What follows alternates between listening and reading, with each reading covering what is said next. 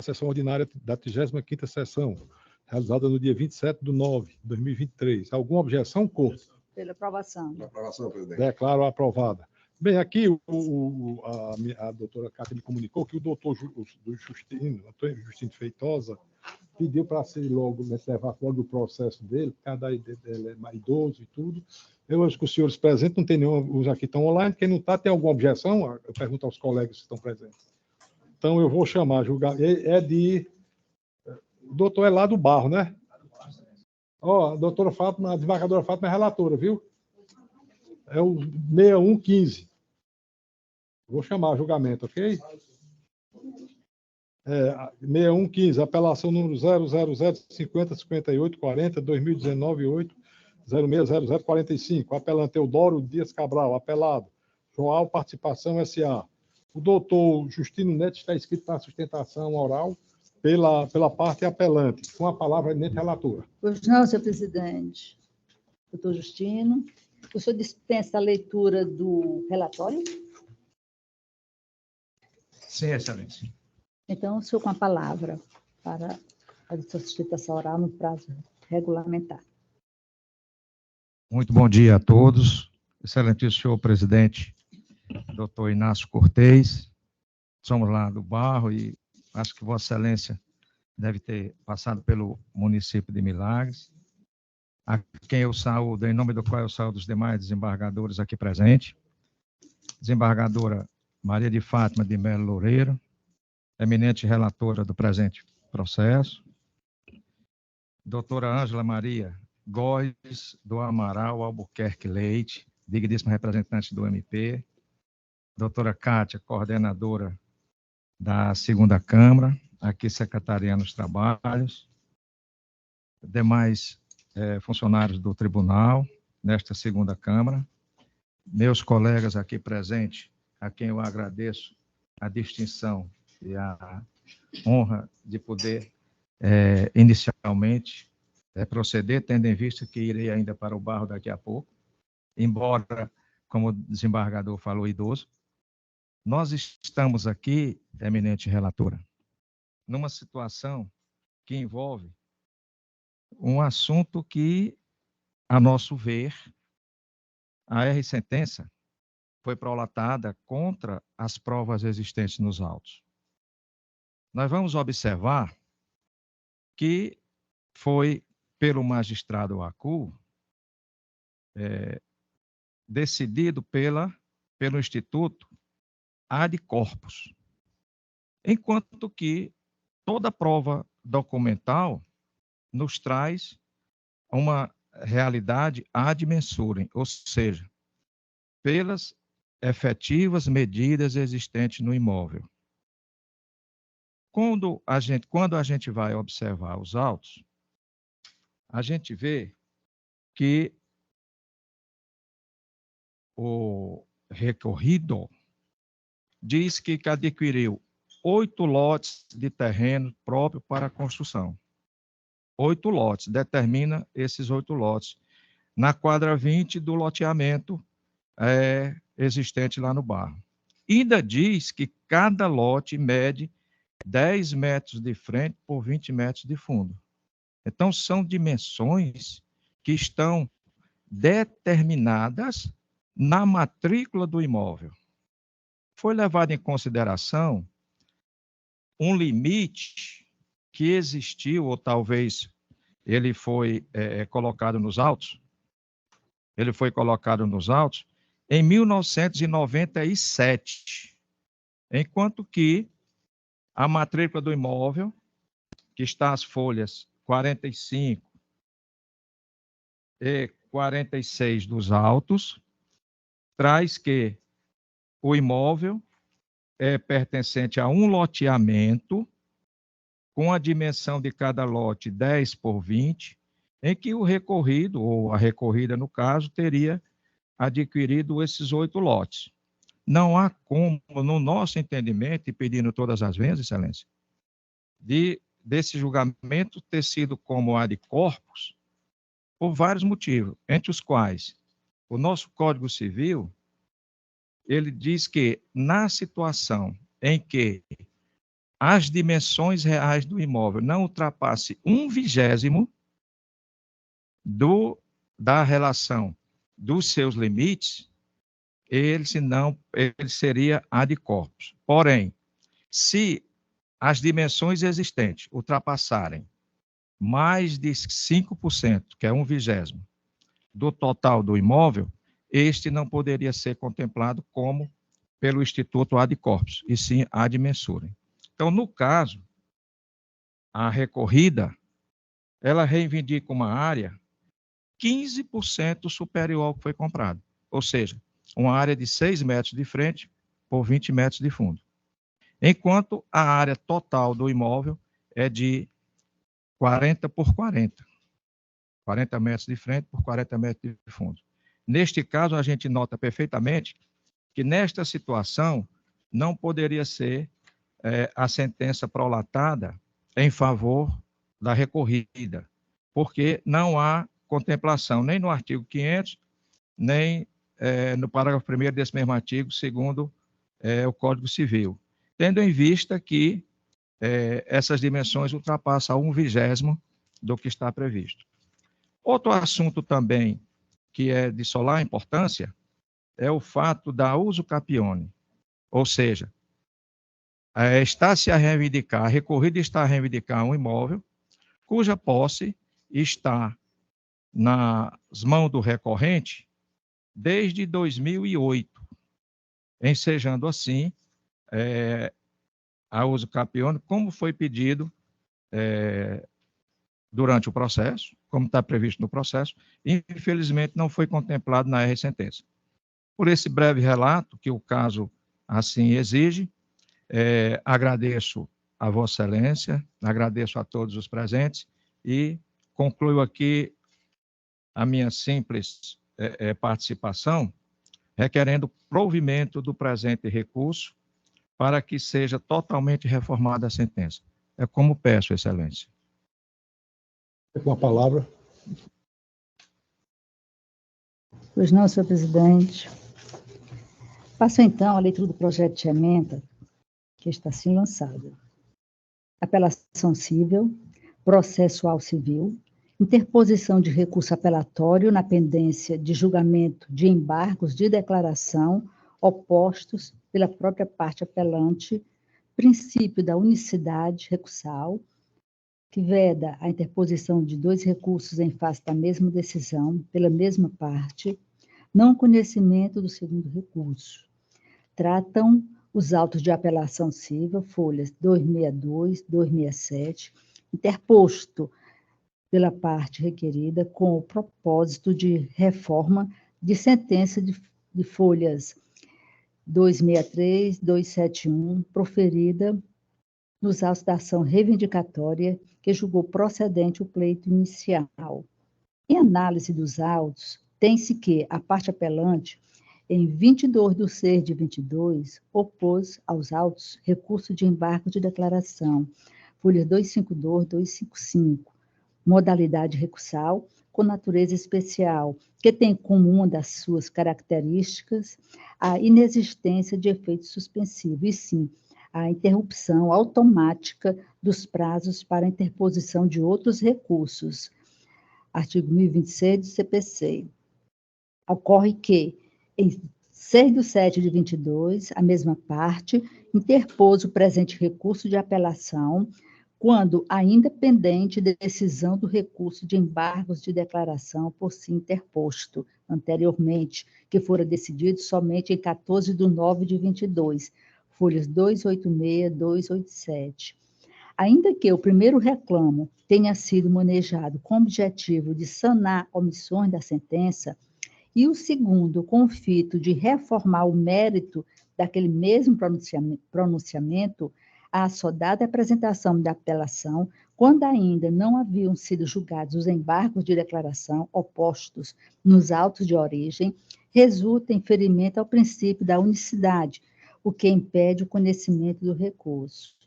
Ressalta-se que o recurso primeiro de embargo de declaração e o subsequente de apelação foram interpostos pela mesma parte, o que impede a aplicação da exceção, tendo em vista que esta ocorre somente quando o recurso de embargos é oposto pela parte adversa e não há modificação na decisão recorrida, conforme a orientação do Superior Tribunal de Justiça, conforme a jurisprudência consolidada no âmbito desta Corte Superior, que diz a interposição de 2 recursos pela mesma parte, contra a mesma decisão, impede o exame do que tenha sido protocolizado por último, haja vista a preclusão consumativa e a observância ao princípio da unirecorribilidade das decisões. STJ, RESP 22, 28, 875, do Paraná, da relatoria do ministro Marco Aurélio Belize, datada de 29/5/23, terceira turma, publicada em 1º/6/2023. Recurso não conhecido. É como voto, senhor presidente, eminentes pares. Ok, eminente relatora. Como voto o desembargador Everardo? Claramente, eminente relatora, presidente. Eu também acompanho e proclamo o resultado. A Câmara, na unanimidade, acordou em não conhecer do recurso.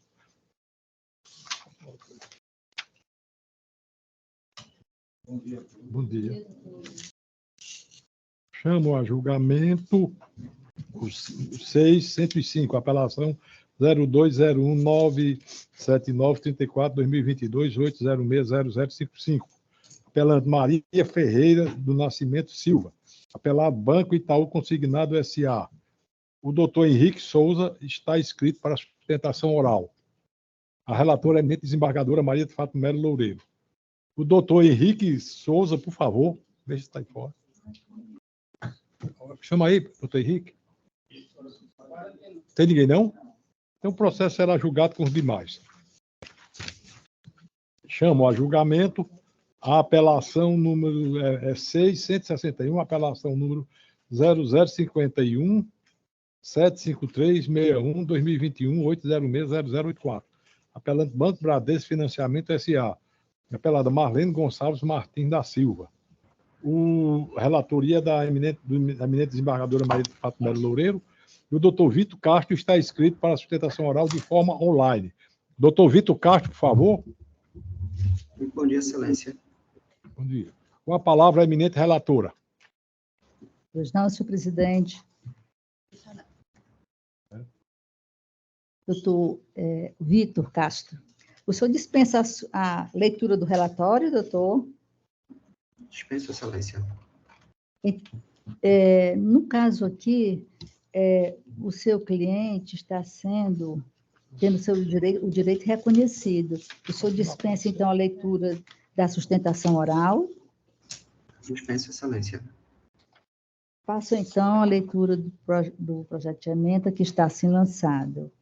Processual civil, apelação civil, ação declaratória de nulidade de relação contratual, com pedido de repetição do indébito e indenização por danos morais, sentença de parcial procedência, insurgência do requerido, citação eletrônica não concretizada, ausência de confirmação de recebimento, inobservância do artigo 246, parágrafo 1º-A do CPC, revelia não verificada, erro improcedendo, recurso de apelação conhecido e provido, sentença anulada.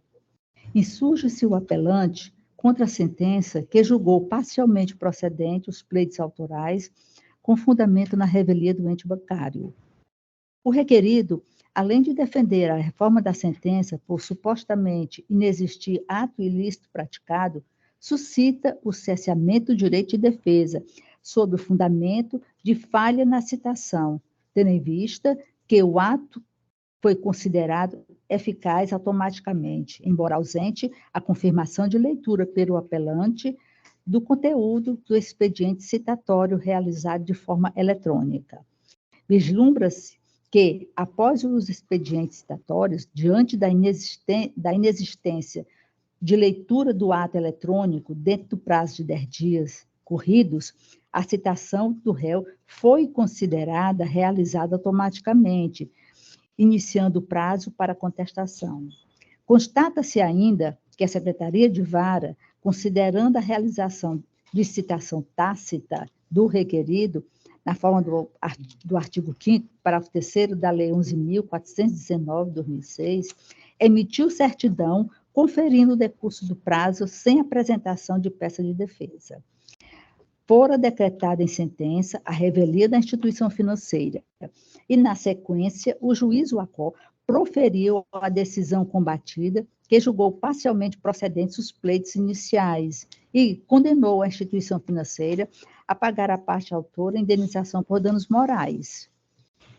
No que tange à regularidade da citação realizada mediante meio eletrônico, sabe-se que, após o advento da Lei 14.190 de 2021, que se deu com a publicação da dita norma em 27 de 8 de 2021, a citação deve ser realizada preferencialmente por meio eletrônico, cabendo às empresas manter cadastro nos sistemas de processo em autos eletrônicos para efeito de recebimento dos atos citatórios, consoante prevê o artigo 246 do CPC.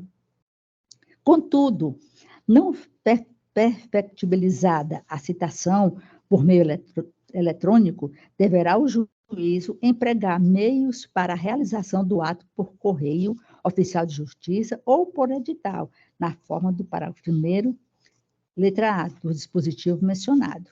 Destarte, extrai-se da disposição do artigo 246 do CPC, que não mais se aplica à sistemática da citação por meio eletrônico o início do prazo para a defesa após o 10º dia do recebimento no sistema. Procedimento este previsto no artigo 5º, parágrafo 3º da Lei 11.419, de 2006. Por conseguinte, não mais subsiste a chamada citação tácita. Desse modo, no caso em comento, inegável que a revelia restou decretada de forma equivocada, de modo que caberia ao juiz Uacó, antes da medida, observar o procedimento vigente previsto para citações eletrônicas, nos termos do parágrafo 1º-A do artigo 246. Nessa situação, resta evidente o prejuízo da defesa diante de erro improcedente na citação realizada, razão porque o presente recurso deve ser provido, anulando-se a sentença proferida para fins de retorno dos autos ao juízo de origem, restando prejudicada a análise de mérito do apelo, recurso conhecido e provido, sentença anulada. É o voto, senhor presidente, eminentes pares. Desembargador Everardo? Ratifico o voto provisório, presidente. Eu também ratifico, acompanhando a relatora. Resultado, a Câmara, à unanimidade, conhece do recurso para dar-lhe provimento. Vamos agora ao 6.206, apelação 02-0005809-2023-806-0151. Apelante Bradesco Seguros S.A., apelada Vera Lúcia Saraiva. O doutor João Batista Jerônimo está escrito pela parte apelada. Com a palavra de forma online. Doutor João Batista. Bom dia, excelência. Doutor, a palavra ao eminente relator. Bom dia, doutor João Batista. Bom dia, excelência. Tudo bem? Tudo bem. Doutor João Batista, eu vejo aqui que o resultado do julgado atende aos interesses do seu constituinte, dado que Vossa Senhoria dispensa a sustentação oral. Dispensa, excelência, com certeza. Então, vou ler aqui a caixa alta da ementa. Apelação civil, direito processual civil, consumidor. Pedido de desconsideração de laudo grafotécnico, supostamente apresentado nos autos. Afronta ao princípio da dialeticidade recursal. Parcela não conhecida. Mérito, cobrança de seguro em conta bancária. Ausência de prova da contratação. Configuração de prática abusiva. Falha na prestação de serviço verificada. Dano moral configurado, quanto mantido. Recurso parcialmente conhecido, na extensão conhecida, desprovido. É como voto, presidente. Eu acompanho Vossa Excelência. E o desembargador Paulo aí. Também acompanho, presidente. Resultado da Câmara, à unanimidade, conhece parcialmente do recurso e nega-lhe provimento. Agora vamos à apelação 671, apelação número 0001361-49-2000-806-0086. Apelante Marambaia Teste S.A., apelado Banco do Nordeste do Brasil. Relatoria do desembargador Paulo Ayrton e o doutor Luiz Emereciano está escrito pela parte apelante. Com a palavra, eminente relator. Pois não, presidente. Obrigado, bom dia a todos, renovando meus cumprimentos. Doutor Emericiano, bom dia, tudo bom? Vossa Senhoria dispensaria a leitura do relatório, tem um prazo regulamentar para sua sustentação.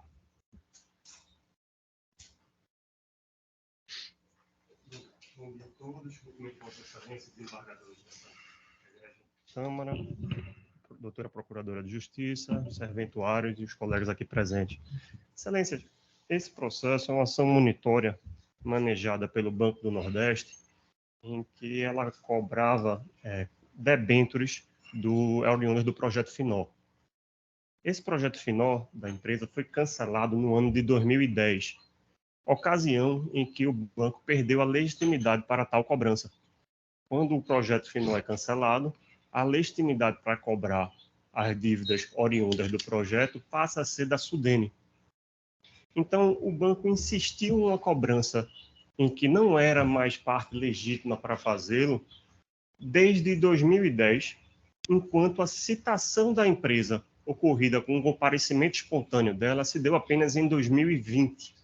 Então, o banco teve aí 10 anos entre a perda de sua legitimidade até a estabilização da demanda, que ocorreu com a triangularização processual, para pedir desistência da ação, porque não tinha mais legitimidade para cobrar aquele crédito. Mas assim não o fez, muito pelo contrário, insistiu na cobrança e permaneceu tentando cobrar o que não lhe era devido, pois, inclusive, esse mesmo débito é cobrado na Justiça Federal à mesma empresa. Então, em 2020, quando apresentamos uma defesa alegando a legitimidade ativa do banco, eles resistiram à nossa pretensão, fizeram um tópico na impugnação aos embargos monitórios, sustentando sua legitimidade, e adveio sentença reconhecendo a ilegitimidade do banco. Entretanto, a sentença condenou a empresa que nós representamos ao pagamento de honorários sucumbenciais, em vez de condenar o banco sob o argumento da aplicação do princípio da causalidade. Mas o princípio da causalidade não socorre ao banco nesse caso. Primeiro, porque no momento em que houve a estabilização da demanda, que é quando a demanda fica rígida e não pode mais ser alterada, não pode mais ser aditada pelo banco, não pode mais pedir desistência sem ônus para o autor, o banco já não detinha mais legitimidade há 10 anos. Não foi coisa de meses, foram 10 anos que o banco poderia ter pedido desistência e não fez. E segundo, porque no momento que foi apresentada a defesa, alegando, mostrando e comprovando que o banco não tinha legitimidade para cobrar aquele débito, ele resistiu a essa pretensão. E o entendimento atual do STJ, e aí nós temos precedentes do ministro Raul Araújo, do ministro Francisco Falcão, ministro Herman Benjamin, ministro Suzete Magalhães, ministro Gugel de Farias, todos nesse sentido, inclusive em casos de prescrição intercorrente, de que se o exequente resistiu à pretensão da declaração da prescrição intercorrente, ele, exequente, deve arcar com os ônus sucumbenciais. É uma questão de justiça, até, porque o executado teve que constituir advogado, apresentar a defesa, a outra parte não concordou com a defesa, permaneceu lutando, e nesse caso aqui, o Banco do Nordeste ativou o judiciário durante 13 anos, tentando cobrar uma dívida que não lhe pertence, e, mesmo assim, o douto juízo de primeiro grau condenou a empresa e não o banco nos ônus sucumbenciais. Então, Excelência, o banco não recorreu da sentença, a discussão, nesse caso, é simplesmente dos ônus sucumbenciais do processo, e o nosso pedido é que seja invertido os ônus para que o Banco do Nordeste, quem é o verdadeiro sucumbente na ação, pague os honorários advocatícios sucumbenciais para o nosso escritório, com a aplicação do tema 1076 do STJ, que foi decidido pelo percentual mínimo de 10%. Então, são essas nossas razões. Eu agradeço a atenção de Vossa Excelência e a oportunidade de sustentar aqui na vossa Câmara.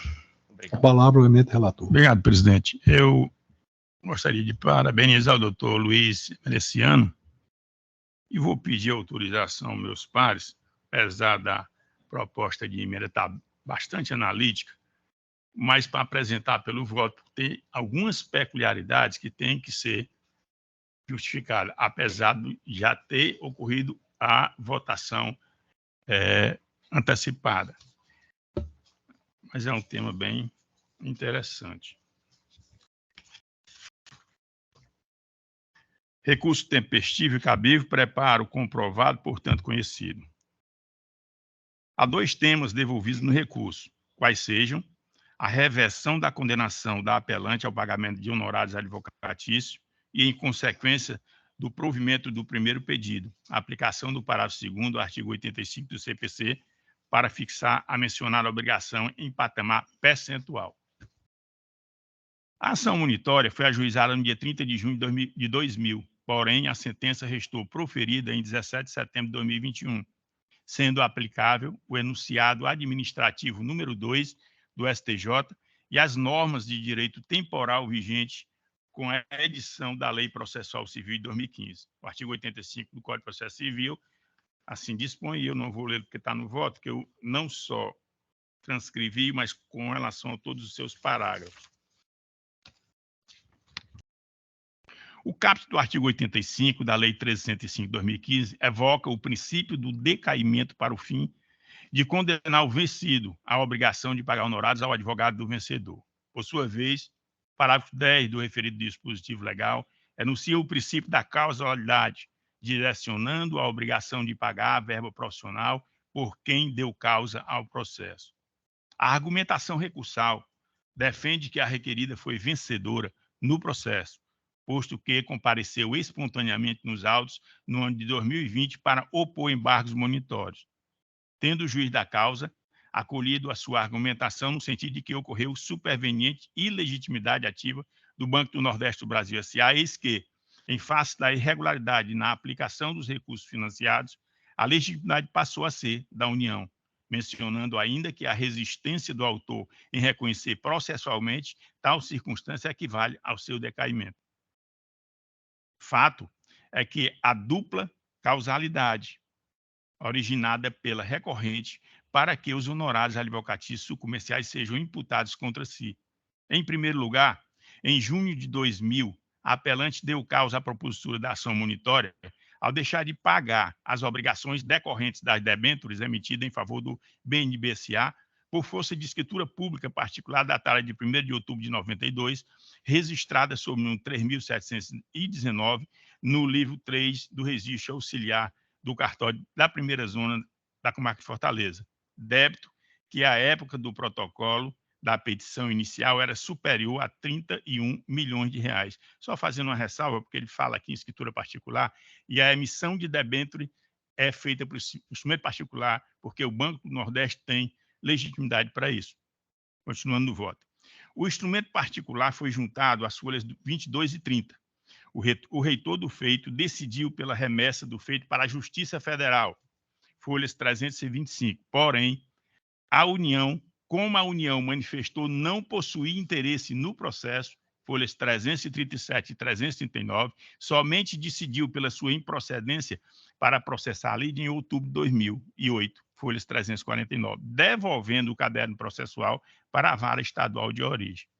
O promovido, sinalizando o extenso período de tempo sem a citação contraparte, 14 anos, postulou pela expedição de carta precatória citatória, folhas 354 e 356, ratificado a folha 358, ocasionando o despacho de folha 359, emitido em 20 de novembro de 2014. Expedida a carta precatória, folha 368 e 371, já no ano de 2018, o mandado citatório não logrou êxito, como se verifica da certidão de folha 373. Em seguida, a autora peticionou as folhas 382 e 384, requestando a realização de buscas pelo endereço da promovida em sistema informatizado, deferido na interlocutória de folha 385. Na sequência, a Marambaia Têxtil S.A. formulou embargos monitório em petição lançada às folhas 389 e 412 em setembro de 2020. Pois bem, a par do comparecimento espontâneo ocorrido, decorridos mais de 20 anos do ajuizamento da ação monitória, a situação de fato e de direito se transmudou. Eis que, em face da publicação da Resolução 17, de 4 de maio de 2010, firmada pelo Departamento de Gestão de Fundos de Investimentos da Secretaria Executiva do Ministério da Integração Nacional, que resolveu cancelar de fato e de direito, com desvio na aplicação de recursos, os incentivos fiscais do FINO concedidos à empresa Marambaia Texto S.A., inscrita no CNPJ 07554389/, ou contrário, 66. Consoante publicação contida em folhas 422 e contida na edição do Diário Oficial da União do dia 12 de maio de 2010, fechados. A partir de então, a legitimidade ativa para a satisfação do crédito concedido à Marambaia Texto S.A. passou a ser da União, por intermédio da Procuradoria da Fazenda Nacional. Todavia, a perda superveniente da legitimação ativa, que até então era do Banco do Nordeste do Brasil S.A., decorreu de causa originada pela Marambaia Texto S.A., como se infere na transcrição abaixo. Resolução 17, de 4 de maio de 2010. O diretor do Departamento de Gestão dos Fundos de Investimento DGFI, no uso da atribuição que lhes é conferida pelo artigo 11 da Portaria 639, de 4 de abril de 2007, e nos termos do artigo 7 do anexo 1 do Decreto Presidencial 5.847, de 14 de julho de 2006, do artigo 59 do anexo 2 da Portaria 436, de 28 de fevereiro de 2007, e do artigo 1º, inciso 2º da Portaria 515, de 7 de março de 2007, todas do Ministério da Integração Nacional. Considerando que a empresa inscrita no CPF 07554389, meu contrário, 66, teve seu projeto aprovado com o objetivo de desenvolver um empreendimento voltado para o setor têxtil no ramo de fiação e tecelagem de algodão, com aporte de recursos do Fundo de Investimentos do Nordeste FINO, considerando que, no curso do desenvolvimento do projeto, foi verificado que o projeto encontra-se com as atividades paralisadas há mais de 10 anos e que a empresa não apresentou os relatórios semestrais de acompanhamento na implantação e operação do empreendimento desde o ano de 2000. Considerando que a empresa descumpriu o caput do artigo 12, enquadrando-se no inciso 1º do parágrafo 1º e no parágrafo 7º do mesmo artigo e no inciso 1º do artigo 16, todos da Lei 8.167, de 16 de janeiro de 91, bem como infringiu o artigo 76, incisos 9 e 11, e o caput do artigo 135, enquadrados no parágrafo 2º deste último, todos da consolidação das disposições sobre os incentivos da redução e isenção do imposto de renda, do reinvestimento e do Fundo de Investimento do Nordeste FINO, aprovada pela Portaria 855 da extinta SUDENE, de 15 de dezembro de 94.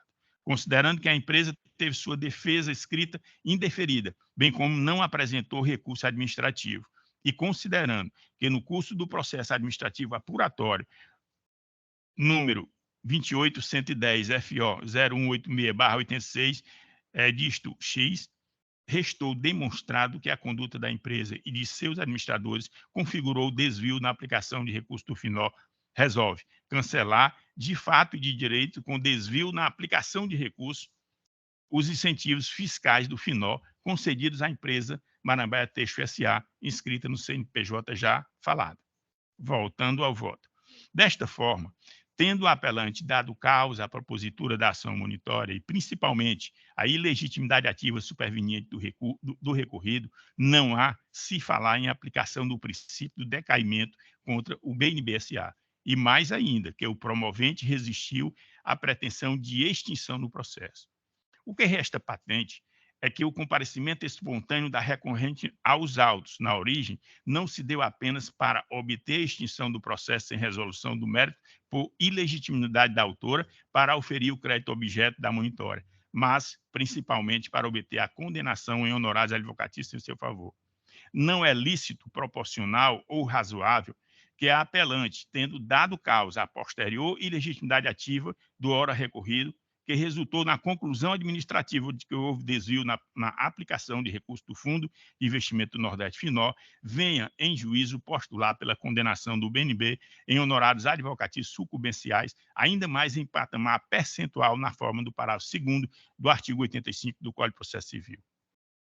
O acolhimento da argumentação recursal é evitado pela cláusula tu quoque, de acordo com a qual o contratante que viola norma jurídica não poderá, sem a caracterização do abuso de direito, aproveitar-se dessa situação anteriormente criada pelo desrespeito, o que viola a boa-fé contratual. Sobre o tema, a jurisprudência do Superior Tribunal de Justiça assim sinaliza: recurso especial, direito cambiário, ação declaratória de nulidade de título de crédito, nota promissória, assinatura escaneada, descabimento, inovação do vício por quem o deu causa, ofensa ao princípio da boa-fé objetiva, aplicação da teoria dos atos próprios sintetizada nos brocárdios latinos, tu quoque e venire contra factum proprium. E aqui eu cito os dispositivos da ementa, que eu não vou ler. Do voto condutor, do arresto acima transcrito, reproduzo os seguintes trechos, notadamente os que guardam relevância doutrinária com o ponto jurídico mencionado para solucionar o questionamento no que pertine à pretendida reversão dos honorários advocatícios em favor da apelante, conforme preconiza o professor Fernando Noronha. Se o direito é um subsistema do sistema societário global, os valores fundamentais deste refletir-se-ão naquele, gerando ali os princípios fundamentais do direito. As normas são ordenadas em função de tais princípios, que, por isso, deverão estar presentes em toda análise jurídica. Aparentes direito dos contratos e seus princípios fundamentais, autonomia privada, jurisdição contratual, São Paulo, Saraiva, 1994, página 17. Nessa esteira, cumpre conferir concreção a um dos princípios fundamentais do direito privado, que é o princípio da boa-fé objetiva, cuja função é estabelecer um padrão ético de conduta para as partes nas relações obrigacionais. Sobre esse princípio, tive a oportunidade de dissertar em sede doutrinária. A boa-fé objetiva constitui um modelo de conduta social ou um padrão ético de comportamento que impõe concretamente a todo cidadão que a sua vida de relação atue com honestidade, lealdade e probidade. Não se deve confundir com a boa-fé subjetiva, que é o estado de consciência ou a crença do sujeito de estar agindo em conformidade com as normas do ordenamento jurídico. O princípio da boa-fé objetiva foi consagrado pelo parágrafo 242 do BGB, estabelecendo simplesmente o seguinte: aspas, o devedor deve cumprir a prestação tal como exige a boa-fé e os costumes do tráfico social, fecha aspas. A partir, em especial, dessa cláusula geral de boa-fé, a doutrina alemã desvendou esse novo princípio do sistema de direito privado. A boa-fé objetiva apresenta-se, em particular, como um modelo ideal de conduta que se exige de todos os integrantes da relação obrigacional, devedor e credor, na busca do correto inadimplemento da obrigação, que é a sua finalidade.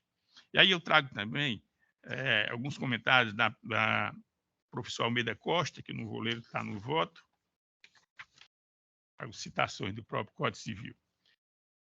No caso dos autos, impende analisar a aplicação do princípio da boa-fé objetiva na sua função limitadora do exercício de direitos subjetivos, função de controle. Mais especificamente, é de se questionar se o direito de impugnar a assinatura constante da nota promissória pode ser invocado pelo emitente que, por ato próprio, lançou na cártula sua assinatura viciada.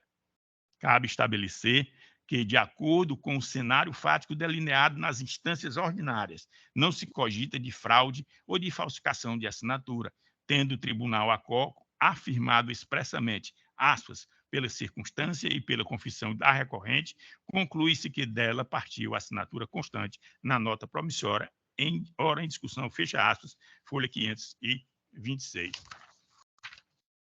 Pois bem, a conduta do emitente, no caso concreto, deve ser analisada na perspectiva da teoria dos atos próprios, enquadrando-se nas fórmulas jurídicas venire contra facto próprio e tu quoque, como consecutários do princípio da boa-fé objetiva.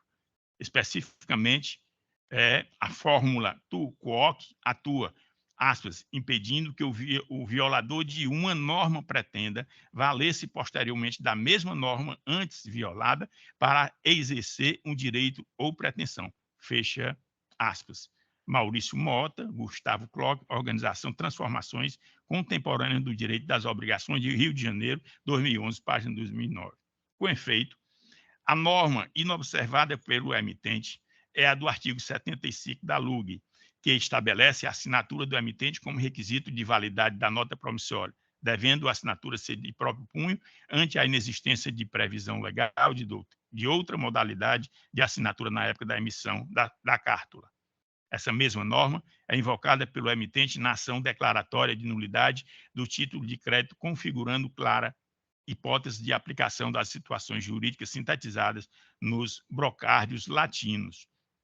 Na jurisprudência desta Corte, encontram-se precedentes em que se aplicou o princípio da boa-fé objetiva a situações análogas dos presentes autos. Por exemplo, numa causa em que pretendia anular um distrato por inobservância ao princípio do paralelismo das formas, esta Corte entendeu que o contratante que inobservou a norma do paralelismo durante a prática do ato não poderia invocar posteriormente esse vício para impugnar a avença.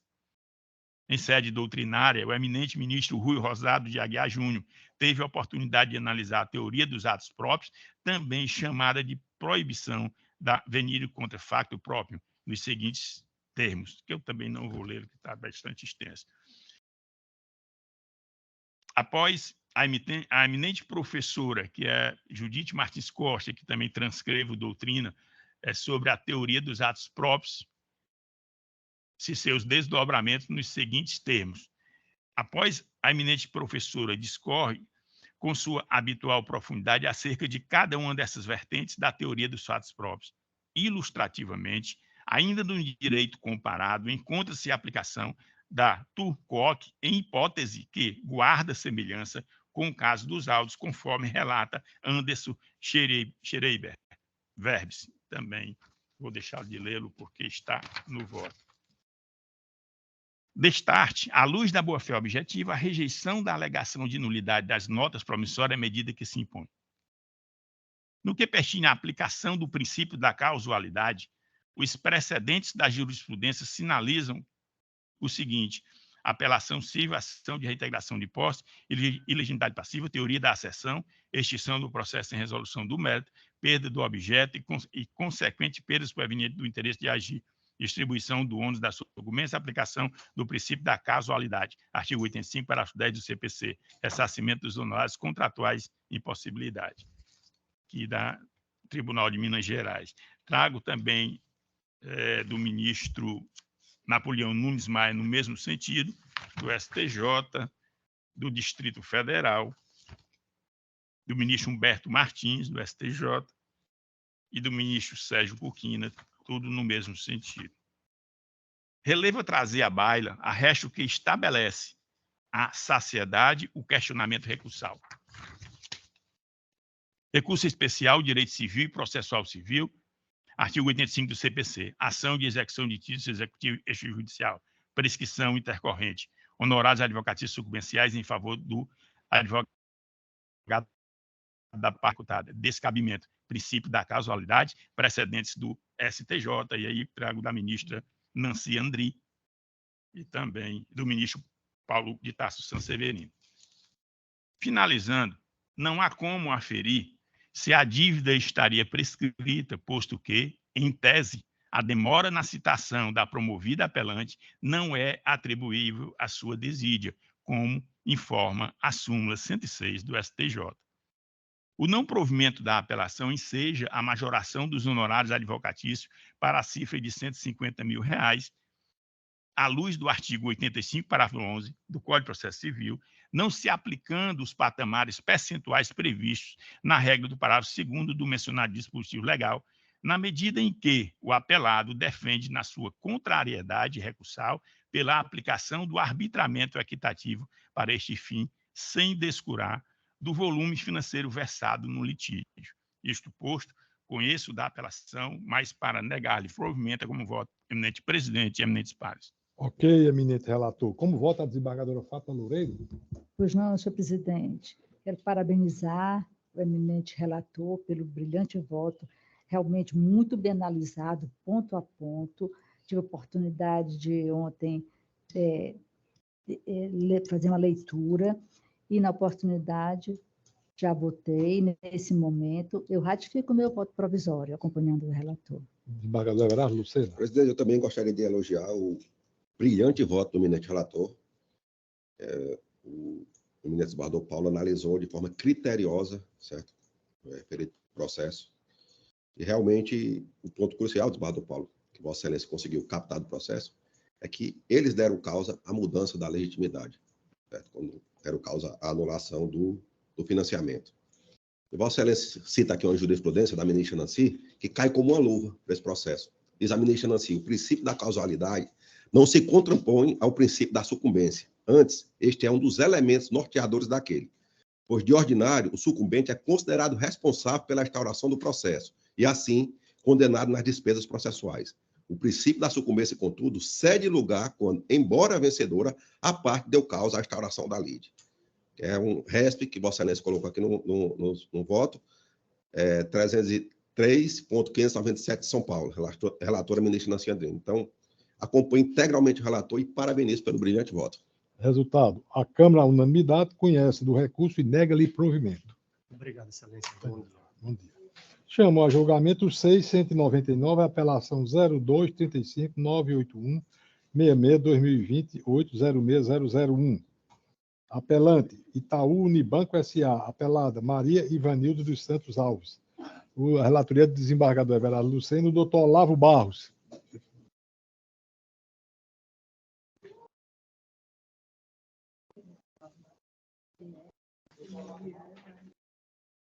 O processo será julgado com os demais. Apelação 6.209, apelação 00-524-7680-2021-806-0084. Relatoria do desembargador Everardo Lucena, apelante José Gerardo Fernandes dos Santos, apelado Banco Itaú Consignado S.A. O doutor Olavo Barros está inscrito, também já julgado com os demais.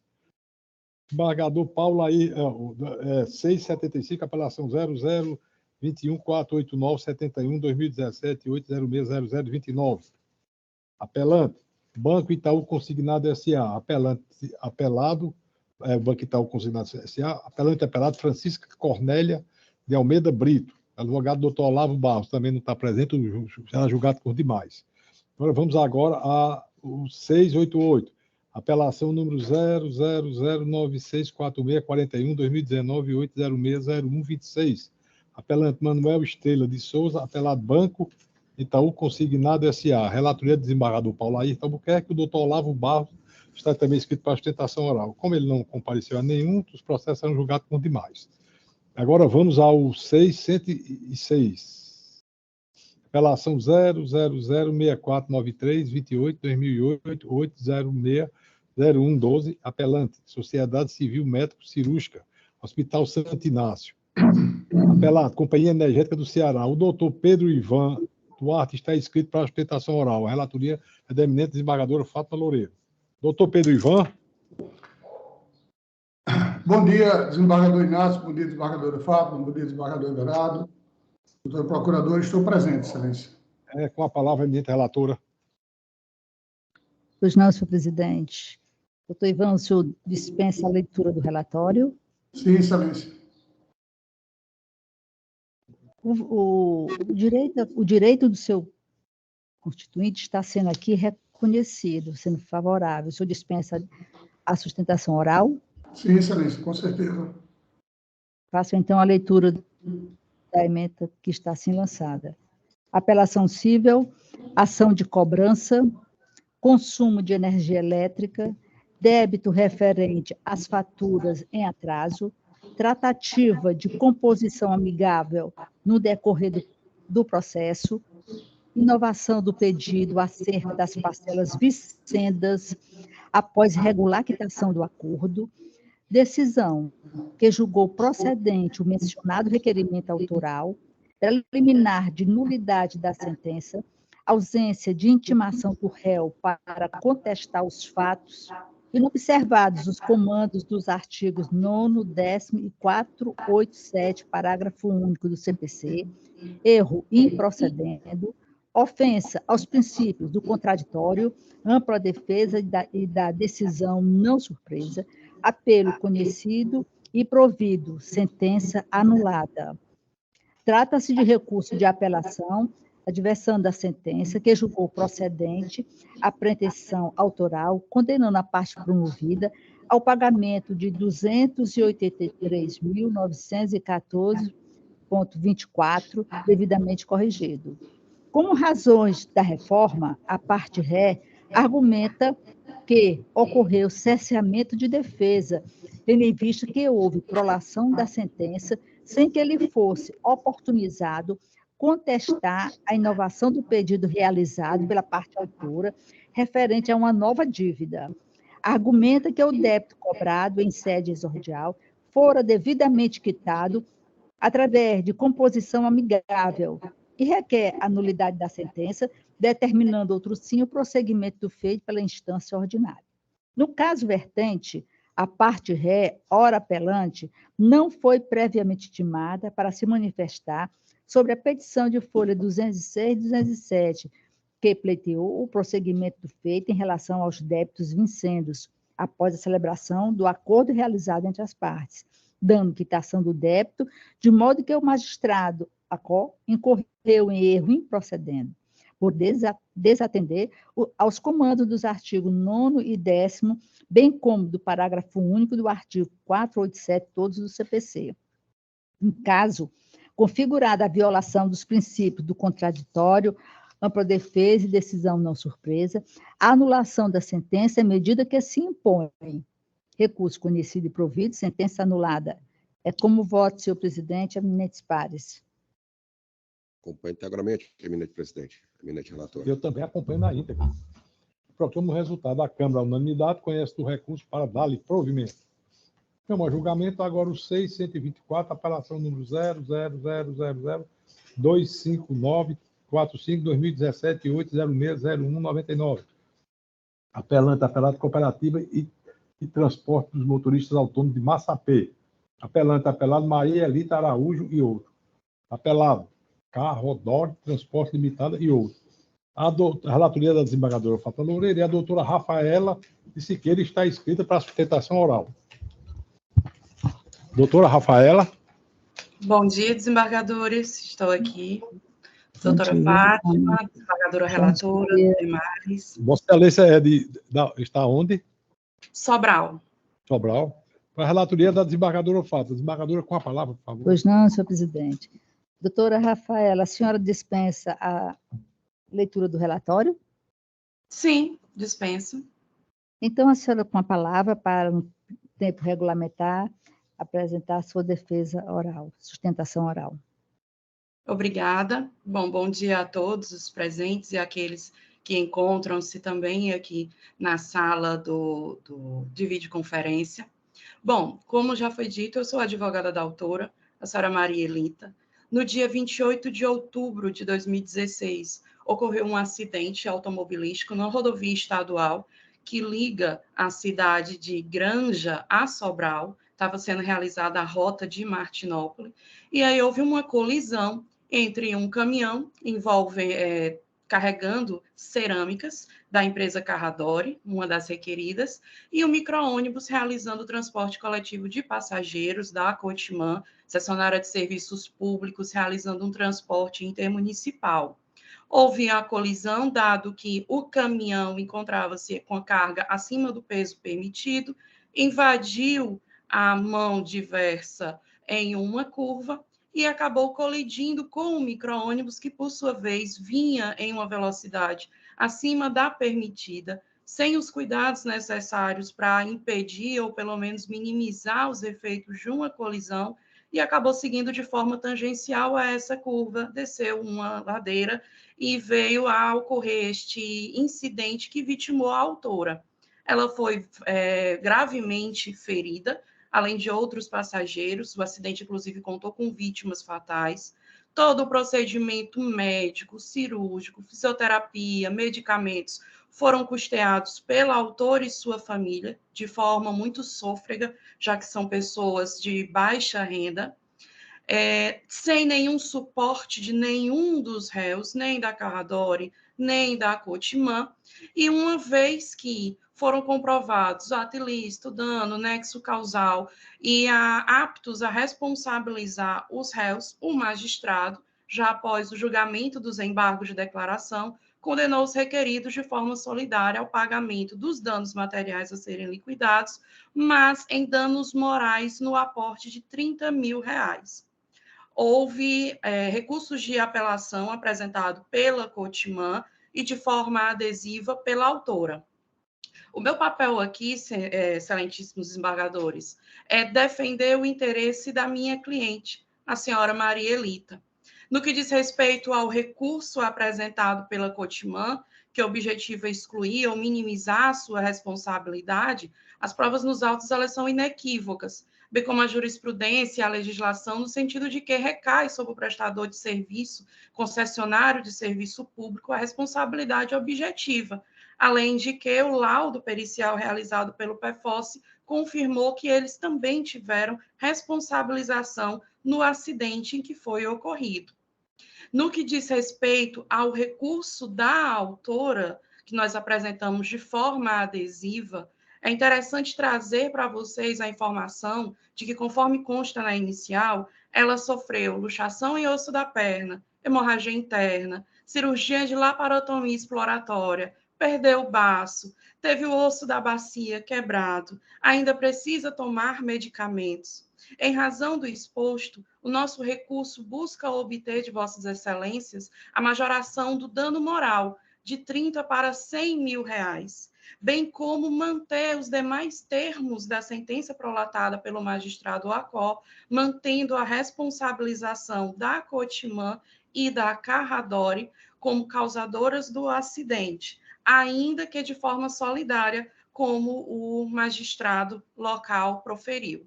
Desse modo, eu peço que seja dado conhecimento ao nosso recurso, mas negando seguimento, negando provimento ao recurso da Cotimã, que foi apresentado, e que dê provimento ao recurso da autora, majorando o quanto indenizatório de danos morais.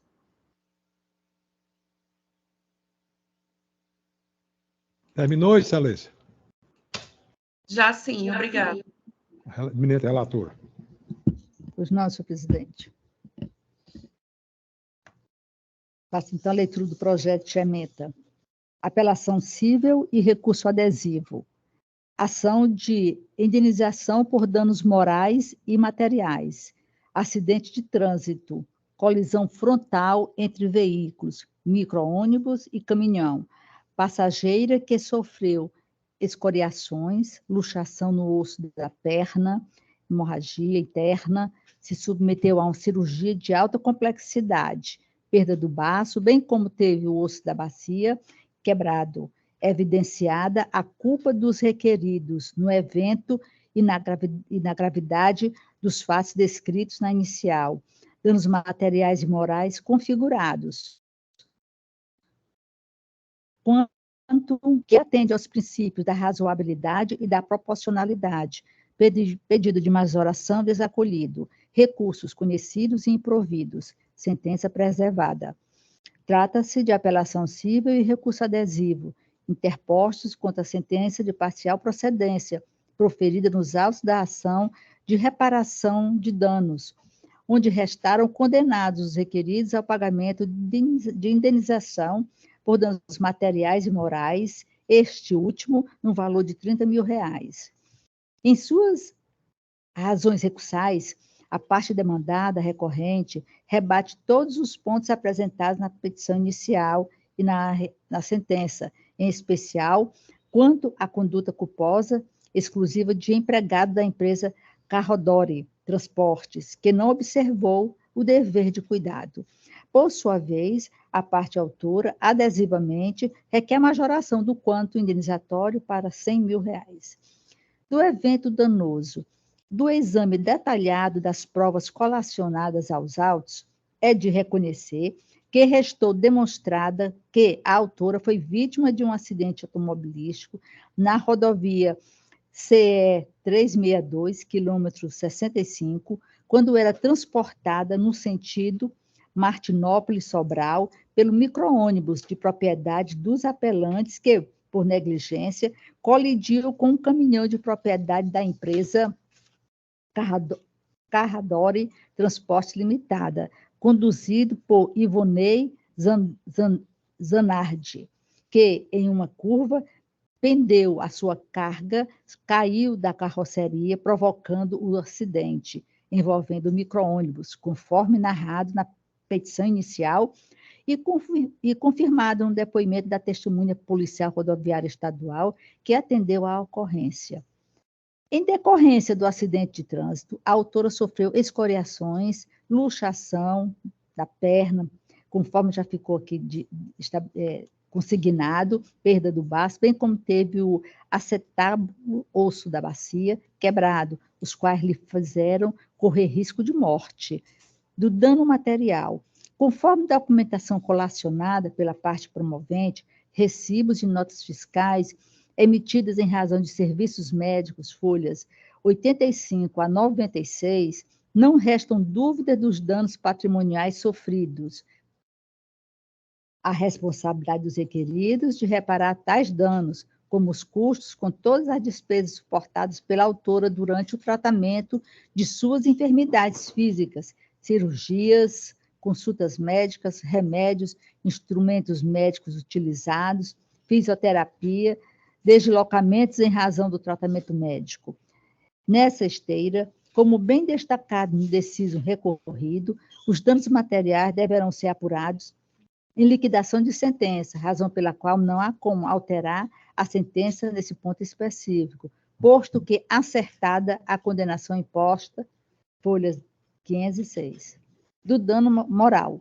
Um caso, é inegável que a demandante, em virtude do sinistro, teve violado os direitos inerentes à personalidade, em especial no aspecto psicológico e emocional oriundos do respectivo acidente, razão pela qual surge o dever de indenizar. Diante do critério da razoabilidade, da vedação ao enriquecimento sem causa, considerando-se ainda a intensidade do sofrimento emocional da promovente, bem como as condições particulares dos 4 requeridos, tudo isso avaliado em conjunto probatório colacionado nos autos, entendo que a quantia de R$30 mil para a autora é um valor que atende aos princípios da razoabilidade e da proporcionalidade, bem como observa as peculiaridades do caso concreto. Logo, desacolhe-se o pedido de majoração da indenização formulada pela parte autora em seu recurso adesivo. Destarte, considerando que a sentença recorrida baseou seu convencimento a partir do conjunto probatório que permeia a lide, entende-se que deve ser mantido o deciso nos termos prolatados, recursos conhecidos e improvidos. É como voto, senhor presidente, eminentes pares. Desembargador Everardo? Acompanho integralmente, eminente relator. Eu também acompanho integralmente. Proclamo o resultado. A Câmara, unanimidade, conhece dos recursos e nega-lhes provimento. O próximo é o 655, apelação 000671438-2019-8060043. Apelante Beneficência Camiliana do Sul, apelado Francisco Sandoval Barreto de Alencar. É de minha relatoria, eu fui informado que a doutora Maria Lua Pinheiro desistiu da sustentação oral, não é? Então será julgado por demais. Chamo a julgamento o 669, agravo de instrumento 0633-403-97-2022-806-0000. Agravante F de P da PV. Agravado HMV, representado por AM dos S. O desembargador Everardo Lucena é o relator, e o doutor Francisco Alencar Martins Filho. Está escrito de forma online para sustentação oral. O doutor Francisco Alencar está presente? Doutor Meus Francisco, cumprimentos, excelência, sim. com a Estamos palavra, o eminente relator. Bom dia, doutor Francisco. Bom dia, desembargador. Meus cumprimentos. Doutor Francisco, eu indago se Vossa Senhoria dispensa a leitura do relatório. Sim, excelência, sem dúvida. Também vejo aqui, doutor Francisco, que o resultado do julgado atende aos interesses do seu constituinte. Vossa Senhoria também dispensa a sustentação oral? Com certeza, excelência. Dispensamos. Vou ler a caixa alta da emenda aqui que dá o resultado. Agravo de instrumento, ação de alimentos, fixação de verba alimentar provisória. preliminar de intempestividade recursal, rejeição. Mérito, aferição do trinônimo necessidade, possibilidade e proporcionalidade. Ponderação adequada das circunstâncias de fato pelo juízo ACOR. Princípio da imediatidade. Recurso conhecido e desprovido. É como voto, presidente. Ok, eminente relator. Eu acompanho Vossa Excelência. Desbardou Paulo. Resultado. A Câmara, unanimidade, conhece o recurso e nega-lhe provimento. Agora, apelação número 020-136983-2022-8060114. Apelante Tereza Alexandre de Souza Vitorino, apelado Banco Itaú Consignado S.A. É de minha relatoria e a doutora Gisele Dantas está inscrita para sustentação oral. Veja se a doutora Gisele Dantas está aí. Ela nunca falta, né?